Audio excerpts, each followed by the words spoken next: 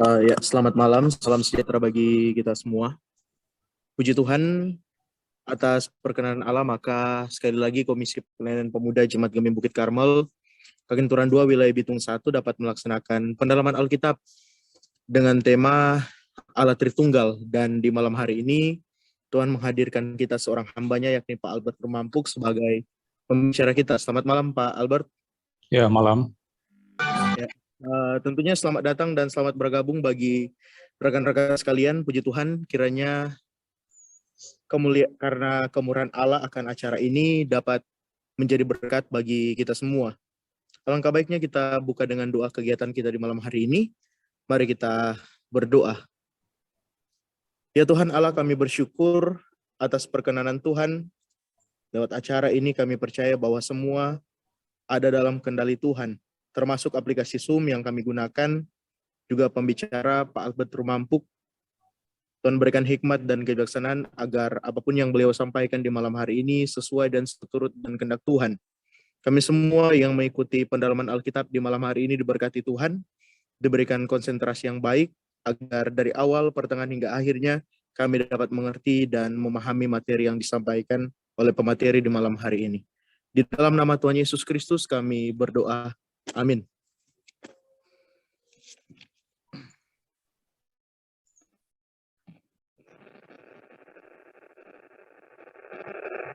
Agar acara ini dapat berjalan dengan teratur, silakan teman-teman untuk yang menyalakan mic untuk di-mute, kecuali pemateri dan atas izin moderator.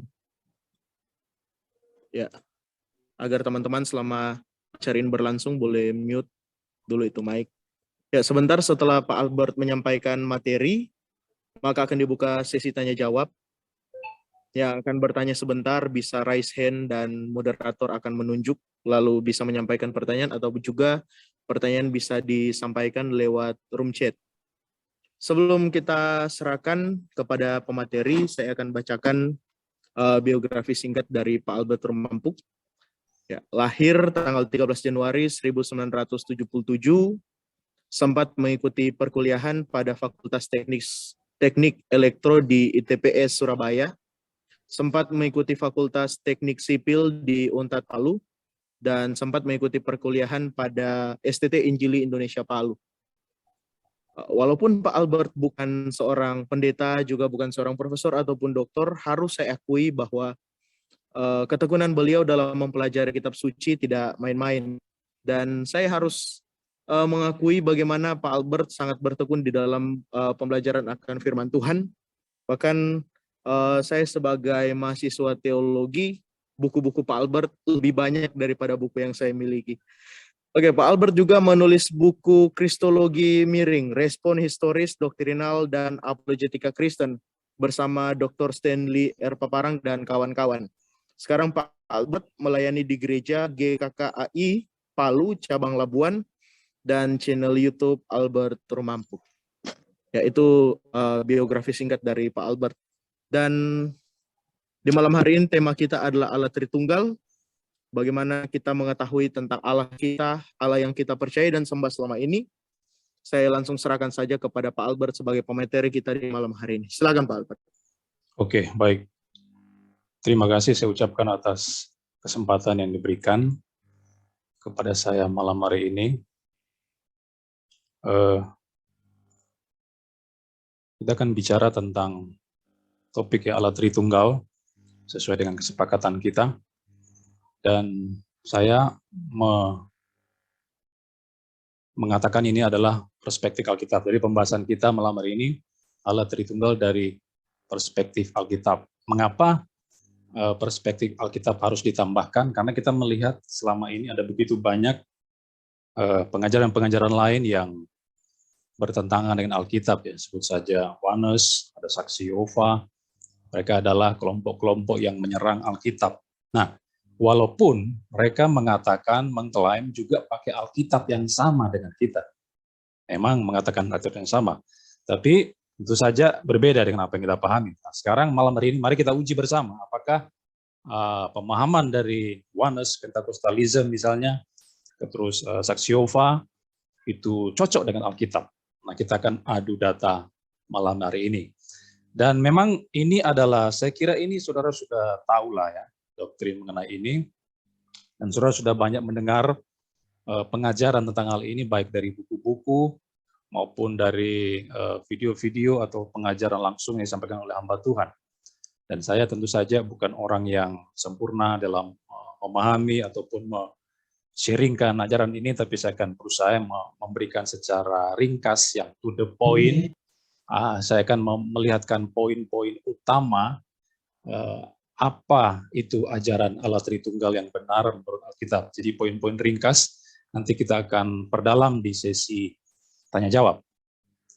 Oke, yang pertama kita harus mengerti dulu apakah kita bisa memahami Allah itu secara sempurna.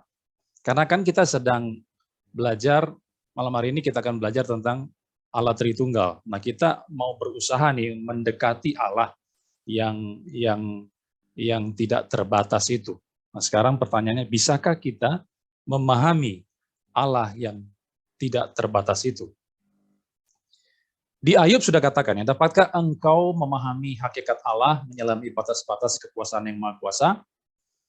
Dapatkah? Jadi ditanya di sana, dapatkah engkau memahami hakikat Allah, memahami, menyelami batas-batas kekuasaan yang Maha Kuasa? Di ayat 8 langsung dijawab, tingginya itu seperti langit. Dia menggambarkan tentang hakikat Allah yang tidak terbatas itu sebagai begitu tinggi, lalu begitu dalam melebihi dunia orang mati. Lalu di ayat 9 dikatakan begitu panjang, melebihi daripada ukuran bumi. Begitu luas, lebih luas daripada samudra. Jadi itu dijawab, apakah kita bisa memahami hakikat Allah? Itu, waduh, luar biasa. Begitu dalam, begitu panjang, begitu luas. Maka pertanyaannya harus dijawab dengan tidak bisa.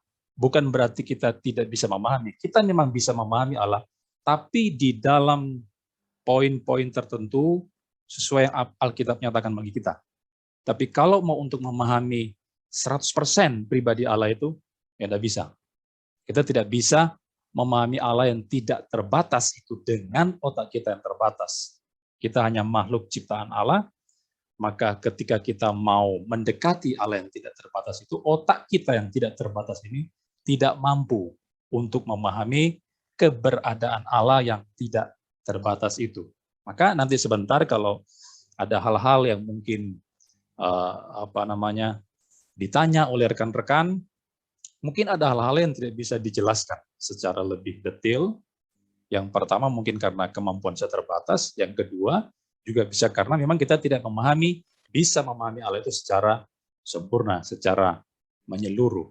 Nah, walaupun Allah itu tidak bisa dipahami secara sempurna, bukan berarti kita tidak boleh belajar Tritunggal. Kalau begitu sudah, Jo. Karena ini merupakan ajaran yang sukar, yang sulit, maka kita tidak usahlah belajar tentang Tritunggal atau belajar tentang Allah, doktrin Allah. Ya tidak bisa begitu juga. Kita harus belajar, harus berusaha memahami semaksimal mungkin dalam tahap-tahap tertentu. Walaupun memang tidak bisa sempurna untuk memahami. Nah, akan ada begitu banyak pertanyaan yang muncul di sana ya. Kita sedang berusaha untuk memahami ada pribadi Allah, pribadi-pribadi Allah. Bagaimana hubungannya di antara ketiga pribadi itu. Dan bagaimana kita mau menempatkan pribadi-pribadi Allah itu dalam konteks monoteistik misalnya. Lalu kita kan percaya bersama bahwa Anak dan Roh Kudus itu adalah Allah. Mereka adalah Allah sepenuhnya. Tetapi bagaimana mereka dapat bersama dengan Bapa misalnya. Dan merupakan sebuah Allah yang dikatakan Allah yang esa. Ini kesulitan-kesulitan yang akan kita mungkin yang sukar untuk dipahami oleh orang-orang, apalagi kalau kita mau masuk ke dalam relasi di dalam Allah Tritunggal, di mana ada Bapa yang memperanakan anak, ya generasio daripada anak Allah, lalu prosesi Roh Kudus ini, wah ini sesuatu yang sukar untuk kita pahami lebih lanjut. Tapi bukan berarti kita meninggalkan doktrin ini.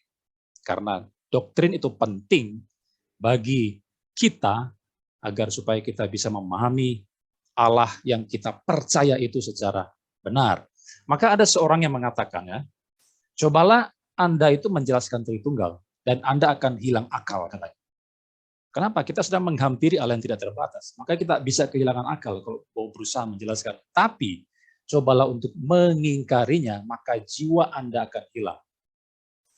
Jadi ada seorang mengatakan kalau kita mau memandang Allah Tritunggal, itu sama saja kita memandang matahari di tengah hari, di siang hari yang terik.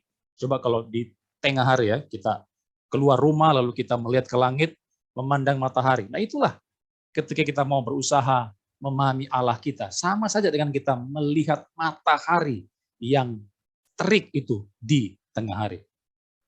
Kita mau melihat berusaha, wah, mata kita nanti akan rusak, ya. Tetapi sekali lagi bukan berarti kita tidak mempelajari hal ini. Doktrin ini penting karena ortodoksi dari seseorang itu ditentukan apakah dia menerima doktrin Tritunggal atau dia menolaknya. Jadi ini pentingnya doktrin Allah Tritunggal. Dan saya akan mulai masuk dari di definisi kata dulu, ya, definisi daripada kata Tritunggal. Kata Tritunggal ini tidak dijumpai di dalam Alkitab memang, ya. Memang kalau kita mau melihat di seluruh Alkitab, kata ini tidak pernah kita temukan, mulai dari Kejadian sampai Wahyu. Nah itu sebabnya ada orang-orang yang mengatakan kalau istilahnya tidak ada, berarti ajarannya salah. Ya kan? Ada orang seperti itu, bukan? Misalnya Pak Joshua Teu dan sekutu-sekutunya itu. Loh, Trinitas kan tidak ada, Tritunggal itu tidak ada di Alkitab. Ngapain kalian percaya kepada Tritunggal? Lawang katanya tidak ada, istilahnya tidak ada kok. Jadi mereka mendasari pada sebuah istilah untuk menentukan suatu ajaran itu benar atau tidak. Ini jelas adalah teori yang ngawur, yang salah, yang tidak boleh kita terima begitu saja. Walaupun istilahnya tidak ada di dalam Alkitab, tapi konsepnya itu ada. Masa konsepnya ada, walaupun istilahnya tidak ada, lalu kita buang aja konsepnya.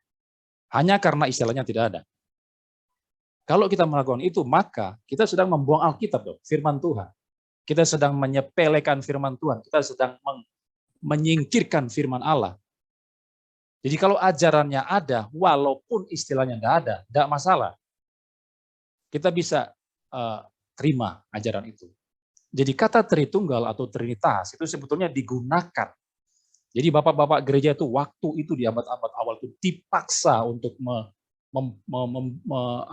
mengeluarkan sebuah istilah karena ada serangan dari bidat-bidat pada waktu itu. Lalu bapak-bapak gereja memunculkan istilah Trinitas atau yang pertama kali itu diberikan oleh Theophilus dari Antioquia. Dia yang pertama kali menemukan istilah trias, itu bentuk Yunani yang merujuk kepada Tritunggal. Itu pertama kali dicetuskan oleh Theophilus dari Antioquia pada abad yang kedua, akhir abad yang kedua. Dan bentuk Latinnya itu adalah Trinitas, pertama kali disampaikan oleh Tertullianus pada awal abad yang ketiga. Nah, mereka yang menemukan istilah itu. Mengapa mereka memunculkan istilah itu?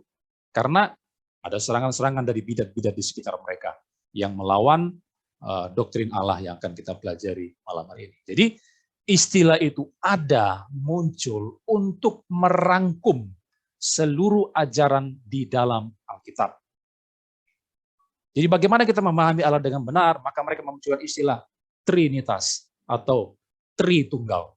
Nah, sekalipun istilah itu ada juga orang-orang atau teolog-teolog yang tidak setuju dengan penggunaan istilah tersebut. Misalnya Louis Berkhof di dalam bukunya, dia kelihatannya kurang menerima dengan istilah Inggris Trinity, karena menurutnya itu tidak seefektif kata bahasa Belanda, yaitu drie en heid.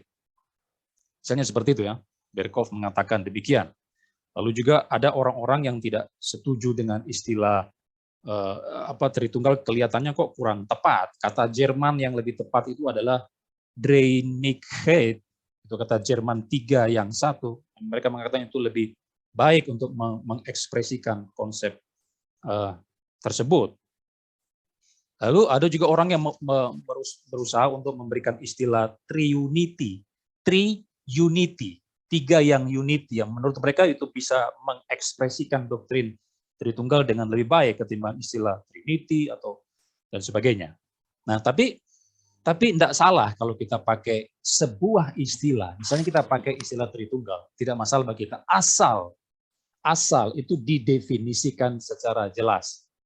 Jadi kita mau pakai istilah apapun tidak masalah, asal kita mengartikan istilah itu secara jelas, secara tepat, tujuannya adalah apa? Untuk merangkum, sekali lagi, untuk merangkum seluruh ajaran Alkitab yang berkaitan dengan Allah. Maka istilah itu muncul. Jadi itu tujuannya. Jadi omong kosong dengan orang-orang oneness itu, saksi Yehova yang mengatakan kalau istilah yang nggak ada, berarti ajarannya salah. Itu omong kosong. Nah, itu tadi ya, istilah itu untuk merangkum. Kemudian kita masuk kepada salah tafsir terhadap Trinity, Tritunggal. Ada beberapa kelompok yang menafsirkan secara keliru doktrin Allah Tritunggal. Yang misalnya yang pertama, ini 3 kelompok yang sudah kita kenal secara luas. Pertama ada triteisme. Ini kelompok yang percaya kepada 3 Allah. Lalu 3 Allah ini, mereka memang menganggap ada 3 pribadi di sana, 3 Allah. Tapi 3 Allah ini terpisah. Terpisah ya, mereka 3 Allah yang terpisah. Orang-orang yang pertama kali dalam sejarah gereja yang mengajarkan hal ini seperti John Askunages, kemudian John Philoponus, ya, Double John yang mengajarkan triteisme ini. Jadi mereka percaya adanya 3 Allah yang bereksistensi, yang berhubungan dalam sebuah asosiasi di sana. Dan ini tentu saja adalah kesalahan yang fatal, yang tidak bisa kita terima, karena ini jelas melawan Alkitab, karena mereka meninggalkan kepada kesatuannya. 3 pribadi ini tidak unity, karena mereka terpisah. Jadi kesalahannya itu di sana. Lalu ada bentuk yang kedua yang disebut dengan Sabellianism, atau seringkali orang menyebut sebagai modalisme. Ini pertama kali kelihatannya dicetuskan oleh Sabellius pada sekitar tahun 200, dan juga merupakan kesalahan yang berlawanan dengan triteisme tadi itu. Kalau triteis mengatakan 3 pribadi, maka Sabellianisme mengatakan, oh bukan 3 pribadi, hanya 1 pribadi. 1 Allah, bukan 3 Allah. Ini merupakan kontras daripada triteis tadi itu. Dan mereka memahami bahwa 1 Allah itu menyatakan dirinya di dalam 3 perwujudan, atau 3 manifestasi, atau 3 peran di sana. Nah, ada yang mengatakan orang-orang Sabellian ini membagi zaman-zaman di dalam sepanjang sejarah manusia. Misalnya mereka mengatakan di zaman PL itu yang ditonjolkan di sana adalah Allah Bapa, misalnya Bapa di sana. Jadi zaman Perjanjian Lama itu yang dominan di sana adalah Bapa. Kemudian di masa Perjanjian Baru itu adalah eranya Anak, Yesus Kristus. Kemudian setelah Yesus naik ke surga, zaman gereja sekarang dan seterusnya itu adalah eranya Roh Kudus. Jadi mereka membagi-bagi era itu di dalam pribadi-pribadi tersebut. Ini juga keliru, karena Anak ataupun Roh Kudus tetap ada di dalam PL. Mereka tidak terpisah dengan Bapa, sama sekali tidak terpisah. Mereka selalu bersama di PL, PB, maupun sampai sekarang di zaman gereja. Tidak ada ya keterpisahan di antara ketiga pribadi itu. Dan tentu saja mereka Sabellianisme ini adalah kelompok yang percaya pada Allah yang tunggal mutlak. Bisa dikatakan mereka adalah Unitarianisme juga, seperti yang dipahami oleh saksi Yehova dan juga Islam misalnya. Walaupun saksi Yehova itu menolak keilahian Yesus dan Roh Kudus, termasuk Islam juga. Tapi inti yang mereka mau ajarkan tuh kurang lebih sama. Unitarian, mereka ini orang-orang Unitarian yang percaya pada 1 pribadi, 1 Allah yang tunggal mutlak. Kemudian ada kelompok yang ketiga, Arianisme. Arianisme ini, nah berbeda lagi dia. Kalau si triteis itu 3 Allah, Sabellian itu 1 Allah, maka Arianisme ini percaya pada dua Allah sebetulnya. Mereka ini percaya pada dua Allah. Allah yang pertama itu adalah Bapa. Bapa ini adalah Allah yang sumber segala sesuatu. Kemudian anak itu walaupun dia juga kedudukannya lebih rendah daripada Bapa menurut Arianisme, tapi mereka juga mengaitkan dengan anak ini dengan status ilahi. Mereka memberikan status ilahi kepada anak ini. Jadi walaupun anak itu, Bapa itu lebih tinggi daripada anak, tapi anak ini adalah suatu ilahi juga. Mereka juga bisa, si anak ini bisa dinyatakan sebagai Allah juga, tapi dalam Allah kecil ya, Allah huruf A yang kecil. Kalau Bapa itu A kapital, kemudian kalau anak itu Allah kecil. Atau Tuhan yang kecil. Tuhan Allah yang lebih rendah daripada Bapa. Nah, dengan demikian mereka juga percaya kepada anak ini merupakan ciptaan yang pertama daripada Bapa. Nah, ini kacaunya Arianisme. Mereka menganggap ini adalah ciptaan pertama Bapa, tapi sekaligus juga Allah, sesuatu yang ilahi, walaupun ada di bawah Bapa posisinya, kedudukannya itu di bawah Bapa. Nah, jadi mereka percaya dua Allah. Maka ada dua pribadi juga yang mereka percaya dong, Bapa dan Anak atau Yesus. Tapi mereka mengajarkan hierarki di sana. Ada tinggi rendah, Bapa lebih tinggi daripada Anak, Anak itu di bawahnya Bapa. Ini yang dipercaya oleh Arianisme dan kelompok inilah yang kemudian muncul di abad yang modern ini dengan sebuah bentuk lain yang disebut dengan saksi Yehova. Jadi saksi Yehova itu nenek moyangnya siapa? Ya Arianisme itu. Lalu kalau Sabellianisme itu di zaman sekarang itu muncul dalam bentuk yang disebut dengan Oneness Pentecostalism atau Jesus Only. Nah kalau mau cari tahu siapa nenek moyang si Oneness itu, Jesus Only itu, ya itulah si Sabellius itu yang mengajarkan ada satu Allah, satu pribadi yang tunggal mutlak. Nah, ini yang kepercayaan yang harus kita lawan, dan ini merupakan salah tafsir terhadap doktrin Allah yang diajarkan di dalam Alkitab. Kemudian yang kedua, ada banyak orang yang berusaha ketika mau menjelaskan tentang doktrin Allah Tritunggal, mereka kemudian berusaha dengan memberikan ilustrasi-ilustrasi agar supaya memudahkan, ya, agar supaya memudahkan seseorang untuk memahami Allah Tritunggal. Ada ilustrasi-ilustrasi yang mereka munculkan. Misalnya ada rokok. Rokok itu kan terdiri dari filter, kertas, dan tembakau. Ada 3 unsur di sana, bukan? Nah, 3 unsur ini, walaupun ada tiga bagian di dalam rokok, mereka itu tetap adalah rokok, disebut rokok. Bukan 2 rokok, 3 rokok. Ya kan? Tetap rokok maksudnya situ. Walaupun terdiri atas 3 unsur. Lalu ada yang menggambarkan manusia katanya yang ada unsur trikotomi, punya tubuh, jiwa, dan roh. Inilah gambaran daripada Tritunggal. Walaupun 3 bagian di dalamnya tetap, tapi mereka adalah manusia. Lalu ada yang menggambarkan tentang H2O itu terdiri dari air uap dan es, walaupun 3 unsur tetap adalah disebut sebagai H2O di sana.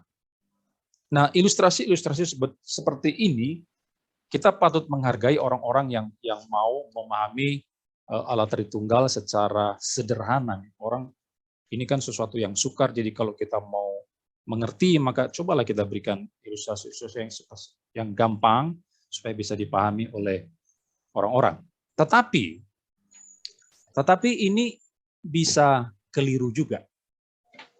Ini ilustrasi-ilustrasi seperti ini bisa jatuh pada sebuah kesalahan.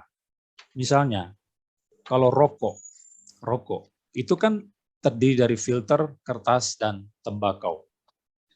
Yang namanya rokok, apakah hanya terdiri dari tembakau misalnya? Tidak ada filternya, tidak ada kertasnya. Ataukah kalau dia berdiri sendiri, misalnya cuma kertasnya doang, apakah bisa disebut sebagai rokok?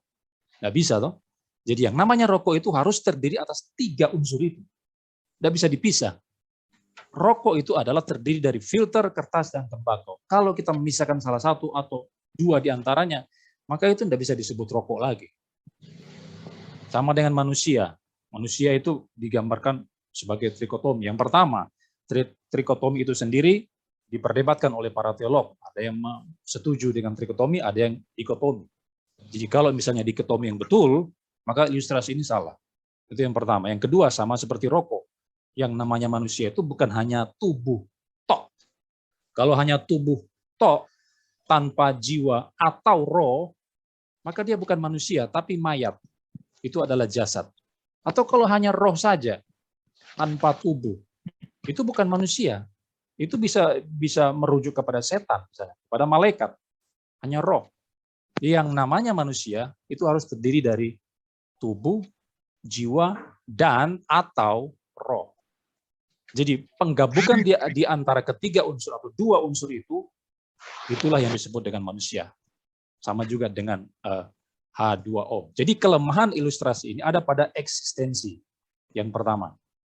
Karena keberadaan rokok itu merupakan pencampuran atau penggabungan unsur-unsur tersebut. Itu. Nah, kita tidak bisa menerapkan hal ini kepada Allah Tritunggal. Bisa saja kita pakai ini, tapi kita meninjau dari sudut tertentu. Tapi kalau mau kita pahami secara lengkap, ini ilustrasi yang keliru. Lalu kita masuk kepada, kalau begitu, bagaimana kita harus memahami doktrin Tritunggal? Nah, ada sebuah rumus yang harus kita pahami bersama ketika kita mau belajar tentang Allah Tritunggal. Rumusnya itu adalah 3X 1Y. Ini rumus Tritunggal yang mesti kita pahami bersama. Tapi kan kita belum tahu X itu apa dan Y itu apa. Tri itu kan 3. Tri itu 3 dan tunggal itu 1. Maka ada. Tapi yang tri itu apa? Tunggal itu apa? Nah, ini akan kita cari tahu sebentar. Maka 3X lalu 1Y. Mengapa bukan 1X, 1Y? Ya karena Alkitab mengatakan atau mengajarkan Tritunggal. Allah kita itu bukan tunggal mutlak seperti yang dipahami oleh Unitarianisme. Tidak, kan ada kejamakan di sana. Maka muncul kata 3. Jadi kita harus pakai 3X, bukan 1X. Lalu tunggal, yang tunggal itu apanya? Ya, nanti kita cari tahu sebentar. 1Y. Jadi 3X, 1Y. Ini rumus Tritunggal. Nah, kita mencari tahu di dasar Alkitabnya. Nah, rupanya di dalam ketika kita belajar Alkitab, waktu kita belajar Alkitab dari Kejadian sampai Wahyu, maka kita menemukan ada 2 kelompok teks di sana yang berbicara tentang Allah. Ada 2 kelompok teks yang ayat-ayat yang berbicara tentang Allah. Yang pertama ada kelompok yang bicara tentang keesaan Allah atau ketunggalan daripada Allah. Tentu saja kita sudah tahu bersama Ulangan pasal 6 ayat 4 yang merupakan Shema dari Israel yang mengatakan Ulangan 6 ayat 4. Dengarlah hai orang Israel, Tuhan itu Allah kita, Tuhan itu esa. Kata Tuhan itu huruf besar semua, itu menuju kepada Yahweh. Jadi dengarlah hai Israel, Yahweh itu Allah kita, Yahweh itu esa. Jadi ini penekanan di dalam Ulangan 6 ayat 4. Allah itu esa. Lalu ada 1 Raja-Raja 8 ayat 60, lalu 1 Korintus 8 ayat 4, juga mencatat keesaan Allah atau ketunggalan Allah. Ini yang pertama, kelompok ayat yang pertama adalah ayat-ayat yang bicara tentang ketunggalan Allah. Tapi Alkitab bukan hanya mencatat tentang hal ini. Allah yang dinyatakan di Alkitab bukan hanya dibicarakan atau ditemukan bahwa Allah itu esa. Tidak. Ada kelompok yang kedua. Kelompok yang kedua adalah ternyata kalau kita belajar Alkitab, juga kita menemukan kelompok lain, yaitu Alkitab membicarakan juga kejamakan tertentu di dalam diri Allah. Ya kan? Ada kejamakan tertentu dalam diri Allah. Ini kelompok yang kedua. Kejadian 1 ayat yang ke-26. Kejadian pasal 1 ayat 26. Berfirmanlah Allah, baiklah kita menjadikan manusia menurut gambar dan rupa kita. Jadi ada kata kita di sana muncul, itu adalah kata bentuk jamak. Jadi ketika Allah mencipta rupanya, dia mengajak oknum yang lain untuk melakukan penciptaan. Marilah kita atau baiklah kita menjadikan manusia menurut dan gambar rupa kita. Kata kita muncul 3 kali, misalnya dalam Kejadian 1:26, Kejadian 3:22, Kejadian 11 ayat 7. Jadi di dalam Kejadian 1:26 ternyata ketika Allah mau menciptakan manusia, dia mengajak orang lain dalam tanda kutip, maksudnya oknum yang lain untuk melakukan penciptaan. Maka di situ pakai kata bentuk jamak, kata kita. Marilah kita menjadikan manusia menurut gambar dan rupa kita. Jamak bukan? Jadi Allah sedang membicarakan dirinya itu sebagai sesuatu yang jamak. Jamaknya masih dalam tanda kutip ya. Nah kita kan belum tahu jamaknya ini jamak apanya. Apa yang jamak di sana? Tadi Allah Esa. Yang Esa juga apanya yang Esa? Yang tunggal itu apanya? Kan belum jelas bukan di dalam teks tadi itu. Sama dengan ini. Allah itu jamak dalam tanda kutip. Tapi jamak dalam hal apa? Kita belum tahu. Lalu ada teks di dalam 1 Korintus 8 ayat 6 di mana di sana dinyatakan bahwa Bapa itu ternyata adalah Allah. Ya, 1 Korintus 8 ayat 6, namun bagi kita hanya ada satu Allah saja, yaitu Bapa. Jadi Bapa itu disebut sebagai Allah. Lalu kita menemukan juga Ibrani 1:8. Oh, di dalam Ibrani 1:8 dikatakan Bapak berkata kepada anak, tahtamu ya Allah. Maka anak itu juga disebut oleh Allah. Bapak sendiri yang ngomong bahwa anak itu adalah Allah, Yesus itu adalah Allah. Oke, pertama Bapak Allah, lalu Yesus adalah Allah. Yang ketiga Kisah 5 ayat 3-4, Roh Kudus juga dinyatakan sebagai Allah di sana. Itu adalah peristiwa di mana Ananias dan Safira ya yang menjual bagiannya, kemudian dia berbohong kepada menahan sebagian hasil penjualan kepada para rasul Petrus di sana. Lalu kemudian dikatakan di sana bahwa dia tidak mendustai manusia, tapi mendustai Allah. Jadi Roh Kudus dinyatakan sebagai Allah. Nah, kalau begitu, Allah itu jamak ya, Alkitab katakan. Lalu Bapa disebut Allah, Anak disebut Allah, Roh Kudus juga adalah Allah. Loh, kalau begitu berarti ada 3 Allah dong. Kan jamak. Kita itu berarti mencakup 3 Allah dong. Kata kita dalam Kejadian 1:26 berarti itu mencakup Bapa, Anak, dan Roh Kudus. Apakah kita harus menyimpulkan demikian? Tunggu dulu bro. Jangan dulu cepat-cepat mengambil kesimpulan. Itu belum komprehensif. Nah, makanya belajar doktrin Tritunggal itu harus menyeluruh, harus komprehensif. Karena kalau kita tidak meninjau teks-teks itu secara keseluruhan, mulai dari Kejadian sampai Wahyu, maka kita bisa jatuh di dalam kesesatan. Ini kesalahan dari para bidat-bidat itu, baik di masa lampau, di abad-abad awal sampai sekarang itu, mereka memahami Alkitab itu secara parsial saja. Hanya pada titik-titik tertentu, diambil satu teks, dicomot, lalu membuang konteksnya, lalu mereka langsung menyimpulkan. Makanya tidak heran mereka jatuh di dalam kesalahan tafsir, bahkan menjadi bidat di sana. Nah, ternyata Alkitab menggambarkan Allah itu jamak juga. Yang jamak itu apanya? Apakah 3 Allah? Karena Bapa, Anak, dan Roh Kudus adalah Allah. Nah, tunggu dulu, mari kita lanjut lagi.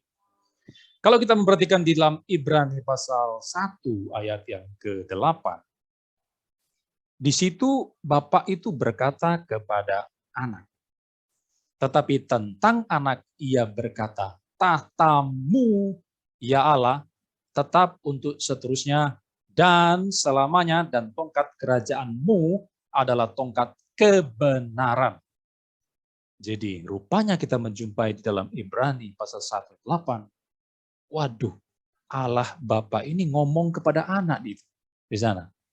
Tatamu, ya Allah. Jadi Bapak berkata dan menyebut anak itu dengan istilah theos di sana. Menyebut anak dengan istilah Allah.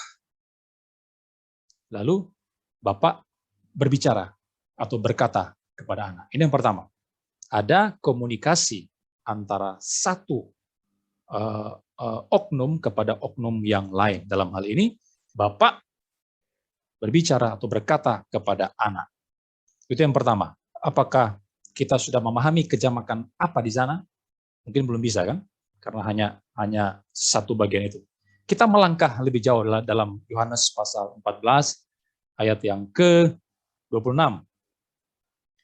Yohanes pasal 14 ayat yang ke-26 dikatakan, tetapi penghibur yaitu Roh Kudus yang akan diutus oleh Bapa dalam namaku, dia yang akan mengajarkan segala sesuatu kepadamu dan akan mengingatkan kamu akan semua yang telah kukatakan kepadamu.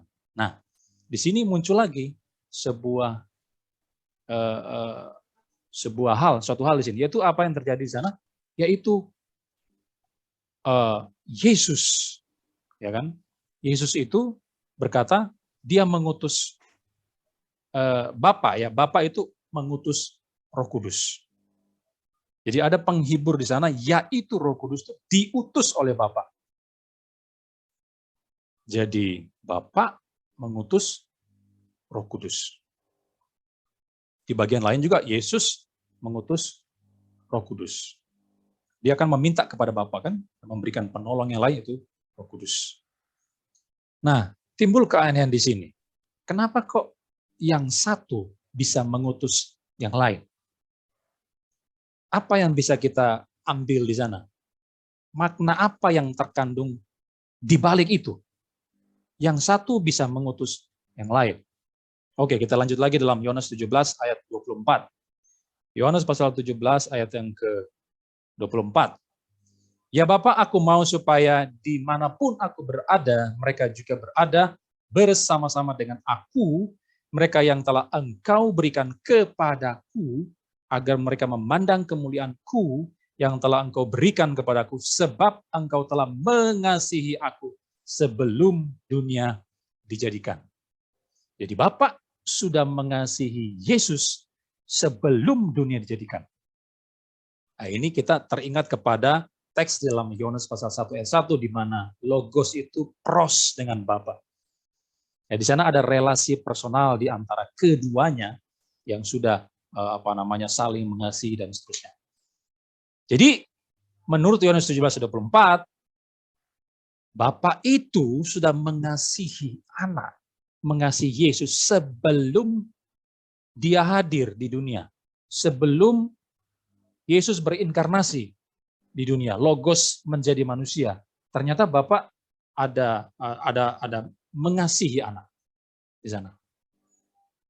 Jadi yang pertama ada komunikasi antara Bapa dan anak, kemudian ada pengutusan antara Bapa dan Roh Kudus, kemudian ada mengasihi antara Bapa dan Yesus.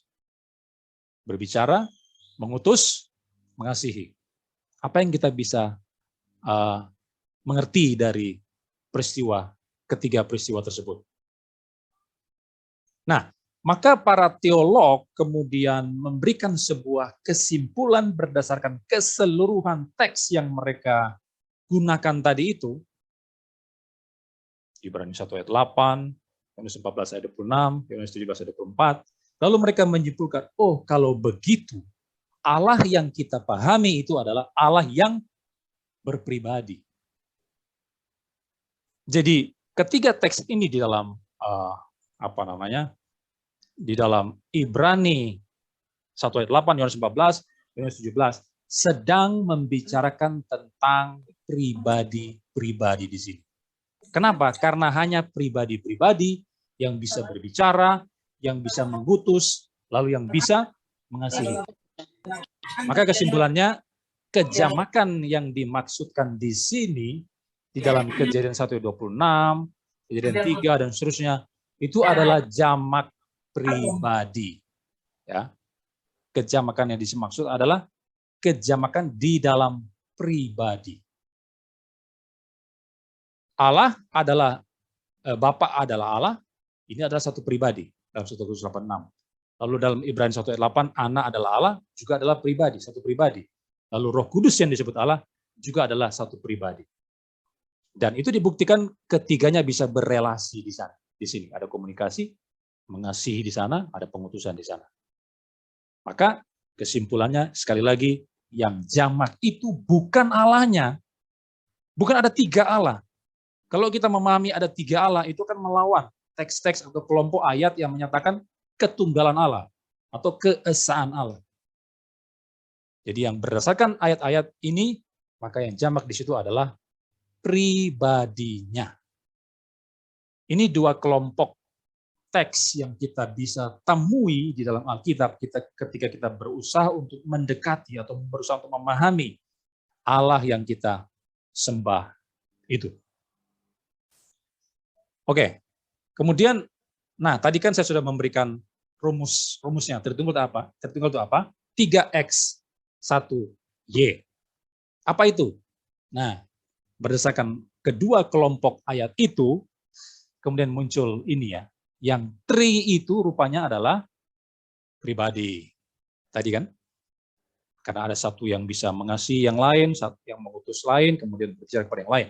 Maka yang tri di sana adalah pribadi. Ada 3 pribadi di dalam kealahan. Bapa adalah Allah, Anak adalah, Roh Kudus adalah Allah, dan mereka berelasi di sana. Itulah 3 pribadi. Kemudian yang ada tunggal. Selain tri, kemudian tunggal. Yang tunggal itu apanya? Nah, yang tunggal itu adalah esensinya atau hakikatnya. Atau ada yang mengatakan substansinya. Walaupun istilah-istilah ini nanti mungkin kita bisa kembangkan dalam sesi tanya jawab, itu juga kelihatannya ada semacam masalah di sana, tapi kita sepakatlah dengan mencatat bahwa yang tunggal di sana itu adalah esensinya, esensi Allah. Itu bicara tentang keberadaan Allah. Apa adanya Allah, itu esensinya, itu adalah esa, itu adalah tunggal. Maka tunggal itu berarti 3 pribadi di dalam satu esensi atau di dalam satu hakikat. Nah, sampai di sini kita harus hati-hati. Hati-hati karena ini kan ada 2 kelompok ayat ya. Ayat-ayat mencatat kejamakan tertentu dalam diri Allah, kemudian ayat-ayat yang berbicara tentang keesaan Allah, ketunggalan Allah. Nah, kita harus berhati-hati untuk tidak jatuh di dalam salah satu ekstrim ini. Kalau kita terlalu menekankan teks-teks yang bicara tentang keesaan Allah di sini, Allah itu cuma satu esensi saja, lalu kita mengisolasi ayat ini, ya kita isolasi ayat ini rapat-rapat, enggak boleh ayat-ayat yang lain masuk ke dalam sini, maka kita bisa jatuh ke dalam Unitarianisme, seperti yang saya katakan tadi. Kita akan bisa jadi seperti saksi Yehova, yang hanya percaya Allah itu satu, tunggal, mutlak. Ini ekstrim yang lain harus kita hindari. Lalu ada ekstrim yang lain, kalau kita terlalu menekankan kejamakan tertentu dalam diri Allah, ayat-ayat atau kelompok ayat yang bicara tentang 3 pribadi ini, lalu kita mengisolasi ayat ini, kita isolasi secara rapat-rapat, membuang ayat-ayat tentang ketunggalan, nah kita bisa jatuh lagi dalam kesesatan yang lain. Kita bisa menjadi triteisme, yang percaya kepada 3 Allah, seperti yang dipercaya oleh si Double John tadi itu ya. Maka kita tidak boleh hanya mengambil salah satu bagian di antara kedua kelompok ayat ini. Kita mesti ambil semuanya, kita harus terima semuanya, kita harus kombinasikan kedua kelompok ayat itu, sehingga ketika kita mengkombinasikan kedua teks, kedua bagian kelompok teks tersebut, maka muncullah yang namanya Tritunggal. Begitu cara menafsirkan Alkitab. secara benar. Maka Tritunggal itu apa? Warfield berkata ya dalam bukunya Ryrie Teologi Dasar yang pertama, Warfield berkata, dia mendefinisikan Tritunggal itu seperti ini. Ada satu Allah yang benar dan satu-satunya. Dia mengakui Allah itu satu kan? Allah itu Esa. Tetapi di dalam keesaannya itu, dari kalahannya ini ada 3 pribadi yang sama kekal dan sepadan. Allah yang satu ini ada 3 pribadi dan pribadi ini sama kekalnya.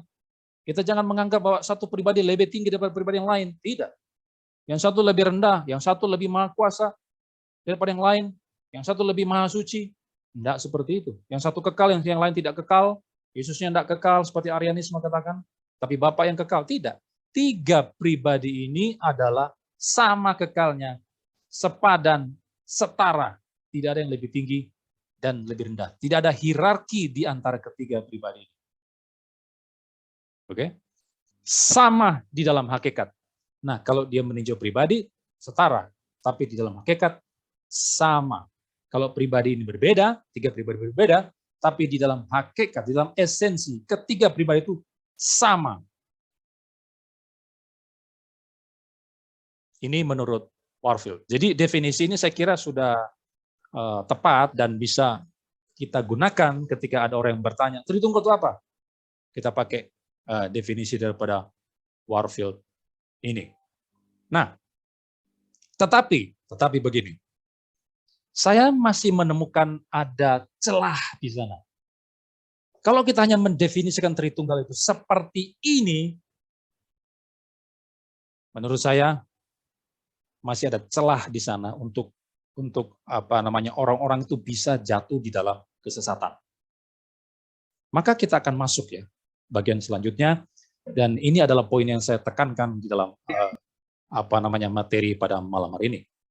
Kalau kita hanya mendefinisikan Tritunggal sebagai 3 pribadi, satu esensi, saudara tentu tahu dengan Dr. Suhento Liau, saya sudah diskusi dengan dia di Facebook dan termasuk dengan kroni-kroninya dia. Dia juga percaya tentang hal ini.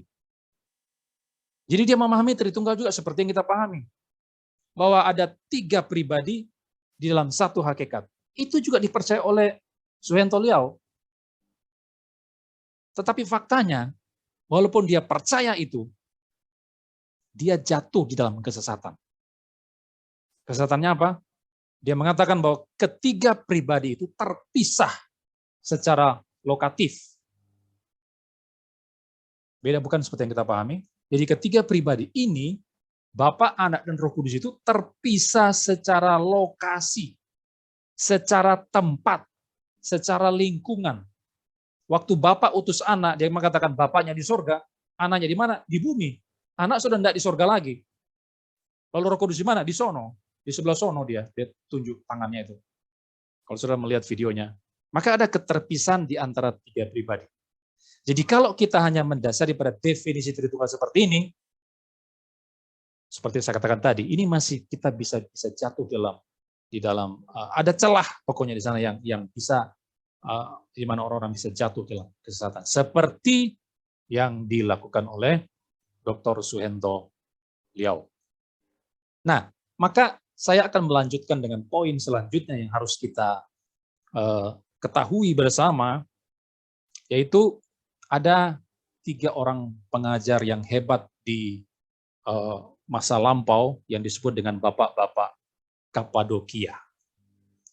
Mereka terdiri dari Basilius dari Kaisarea, kemudian Gregorius dari Nazianzus, kemudian Gregorius dari Nisa. Ketiga bapak Kapadokia ini berasal dari provinsi Romawi, dan Kapadokia itu kalau zaman sekarang itu disebut sebagai Turki. Nah, mereka ada di abad yang keempat, ya, tahun 300-an.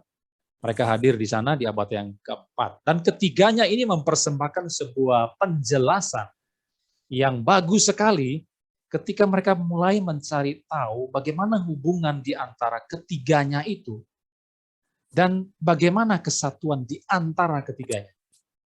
Nah, bapak-bapak Kapadokia ini adalah orang-orang yang berjasa di di bagian itu. Ketika mereka mulai mencari tahu bagaimana relasi di antara ketiga pribadi itu. Ya, selain tentunya mereka sangat dikenal khususnya dalam menentang aliran Arianisme pada waktu itu dan bagaimana ajaran sesat Arianisme. Lalu ketiga bapak Kapadokia ini berusaha untuk mengawinkan antara pandangan Nisea di abad yang keempat itu, yaitu bahwa Allah Bapa dan Allah Anak itu homoousios, yang sehakikat dari zat yang sama, dari esensi yang sama. Lalu mereka kawinkan dengan pandangan Origenes, yaitu bahwa Bapa, Anak, dan Roh Kudus adalah tiga hipostasis atau tiga pribadi. Atau seperti yang dikatakan oleh Tertullianus juga, yang memahami ada tiga pribadi di sana. Jadi bapak-bapak Kapadokia ini sebetulnya adalah pengikut daripada saya baca di buku Letham atau buku siapa itu ya, Tony Lane itu. Rupanya ketiga bapak Kapadokia ini adalah pengikut daripada Origenes. Lalu mereka mengawinkan antara homoousios itu dengan tiga hipostasis, tiga pribadi di dalam Allah. Nah, kita melihat bagaimana ajaran daripada Gregorius dari Nyssa. Jadi Gregorius dari Nyssa ini adalah orang yang paling pinter di antara ketiga bapak Kapadokia itu.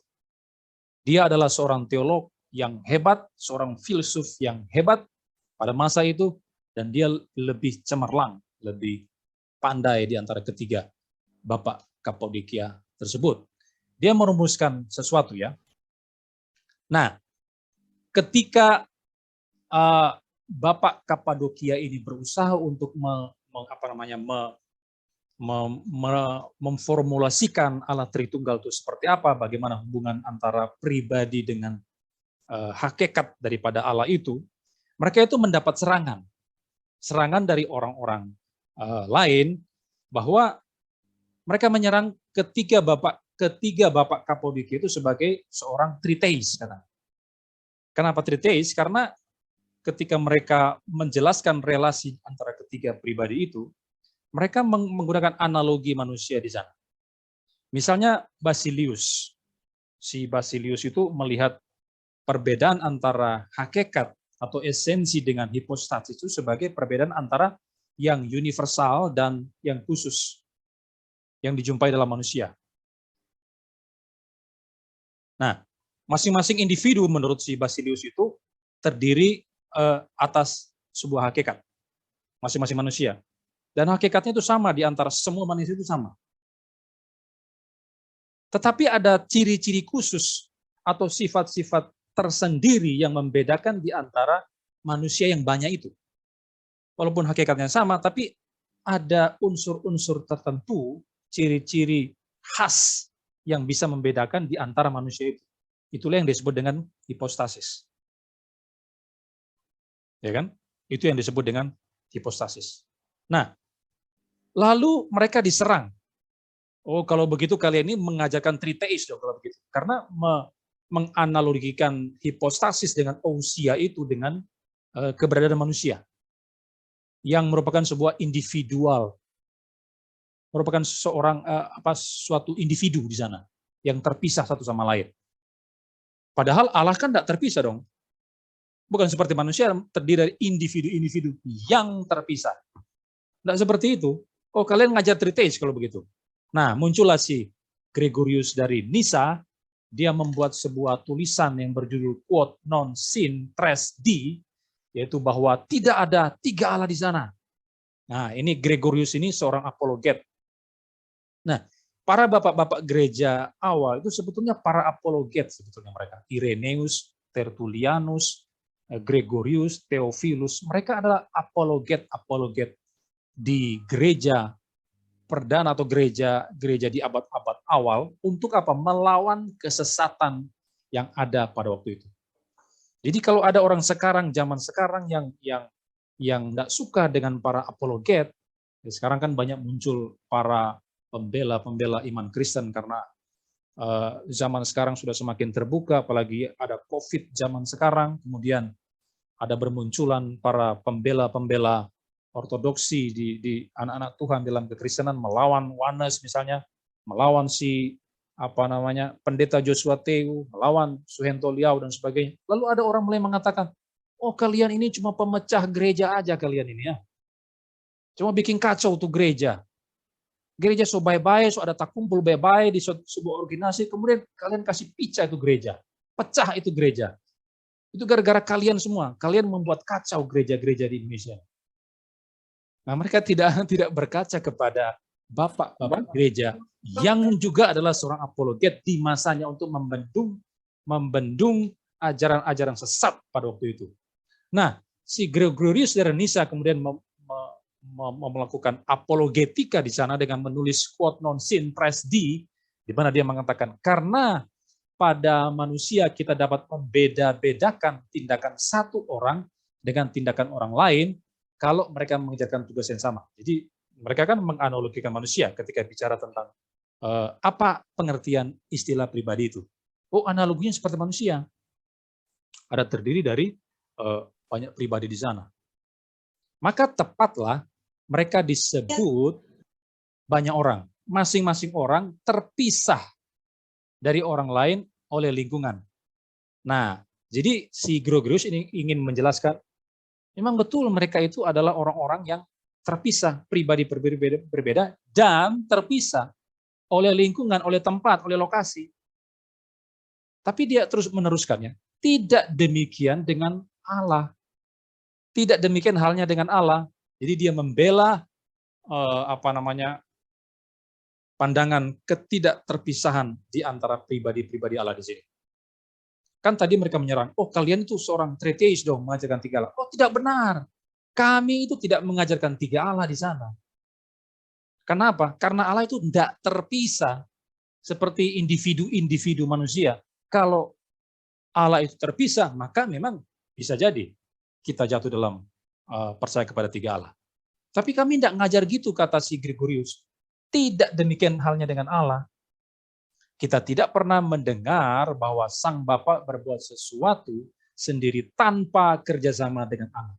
Demikian juga Anak tidak pernah bertindak sendiri tanpa Roh Kudus. Jadi kesatuan di antara ketiga pribadi itu ditekankan oleh Gregorius di sini. Dan di sini saya percaya Gregorius merujuk kepada teks dalam Injil Yohanes di sana, di mana Yesus berkata bahwa Bapa dan Anak itu bekerja secara bersama-sama. Ya. Jadi kalau mereka yang secara bersama-sama dan tidak terceraikan, saling menjalankan kuasa dan tindakan penguasa ilahi terhadap kita dan segenap alam semesta, maka tidaklah mungkin kita berbicara tentang tiga Allah. Nah, di sini pembelaan daripada Gregorius. Tidak. Bukan tiga Allah yang kami percaya. Hanya satu Allah. Kenapa? Karena mereka tidak terpisah. Mereka bekerja bersama-sama. Mereka tidak terceraikan. Nah, ini posisi dari bapak-bapak Kapadokia yang luar biasa hebat pada waktu itu. Oke? Ini adalah ajaran mereka. Nah, inilah yang disebut dengan perikoresis. Ini yang disebut dengan perikoresis. Perikoresis itu apa? Ada tiga pribadi di sini. Ada Bapa, lalu Anak, dan Roh Kudus. Oke, ada tiga pribadi. Tapi tiga pribadi ini tidak terpisah. Tidak tercerai-berai. Mereka tetap bersatu, tapi walau bersatu tidak bercampur. Itulah perikoresis. Jadi Bapa itu ada, selalu bersama dengan Anak, selalu bersama dengan Roh Kudus. Demikian juga Anak, dia tidak pernah berdiri sendiri, dia selalu bersama Bapa, selalu bersama Roh Kudus. Lalu Roh Kudus juga tidak pernah berdiri sendiri. Dia selalu bersama Bapa, selalu bersama Anak. Bandingkan dengan ajaran Pak Suhento Liau tadi, Bapa, Anak, Roh Kudus terpisah secara lokatif. Melawan ajaran daripada bapak-bapak Kapadokia yang mendasari pada Alkitab. Nanti sebentar saya akan tunjukkan dasar Alkitab yang digunakan. Jadi ketiga pribadi ini tidak pernah terpisah. Tidak pernah terpisah. Coba kapan? Tunjukkan di mana mereka pernah berpisah dalam seluruh Alkitab. Tidak pernah. Saudara mau cari dimanapun, di bagian manapun dalam Alkitab, mereka tidak pernah terpisah di sana. Maka apa itu perikoresis? Itu adalah perikoresis adalah mutual indwelling.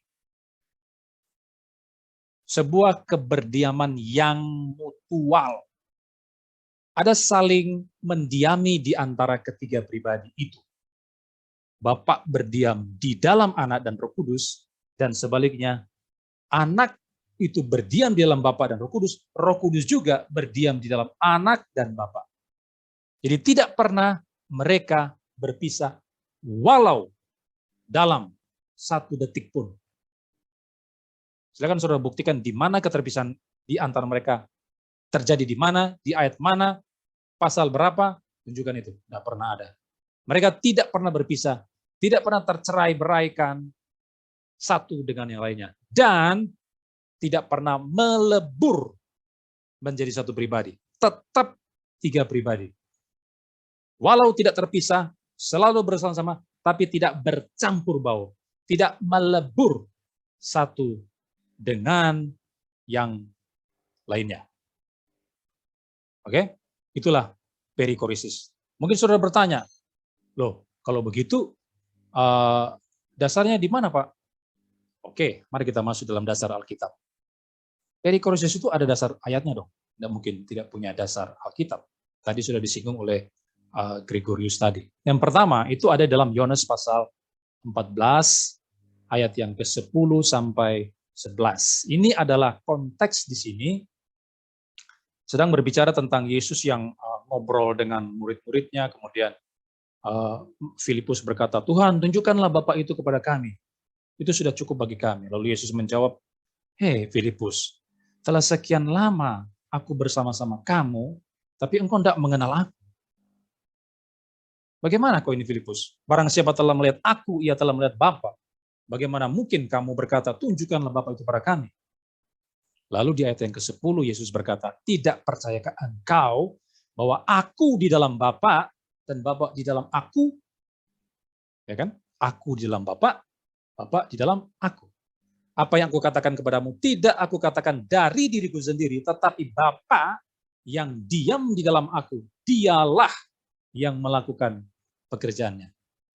Jadi kita melihat kedua pribadi ini, baik Bapa dan Anak, rupanya saling mendiami di sana. Dalam teks Bapa dalam aku di dalam Bapa. Bapa diam di dalam aku, katanya. Jadi tidak terpisah, bukan? Lalu dalam Roma pasal 8 ayat yang ke-9. Roma pasal yang ke-8 ayat yang ke-9. Tetapi kamu tidak hidup dalam daging, melainkan dalam roh, jika memang roh Allah diam di dalam kamu, tetapi jika orang tidak memiliki roh Kristus, dia bukan milik Kristus. Jadi, baik roh Allah, roh kudus, juga roh Kristus itu ada di dalam kita. Jadi, tidak terpisah. Ketiga pribadi ini tidak terpisah antara Bapa, Anak, dan Roh Kudus. Kita sampai jam berapa ya, Bro Leru? Ini sudah mau 1 jam. Sedikit lagi ya, saya sambung. Oke, dikit lagi. Nah ini yang disebut dengan perikoresis. Jadi sebuah keberdiaman mutual, saling mendiami di antara ketiga pribadi. Nah itu juga dinyatakan oleh Basilius, di mana dia mengatakan roh itu ditempatkan setara dengan Allah, tidak pernah terpisah dari Bapa dan Anak, karena ada sebuah persekutuan yang natural di antara mereka. Dia mengutip 1 Korintus 2 ayat 8 dan 11.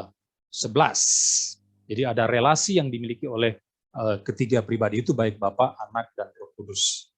Nah, ada orang-orang yang mengatakan bahwa Tritunggal itu atau doktrin tentang perikoresis itu hanya ciptaan bapak-bapak gereja, katanya. Ya kan? Saya pernah berdiskusi dengan seorang bernama Satria Injil, itu nama samaran dia. yang mengatakan, oh, itu kan cuma ciptaan bapak-bapak gereja. Mereka tidak mengacu kepada teks di dalam Alkitab. Siapa yang bilang?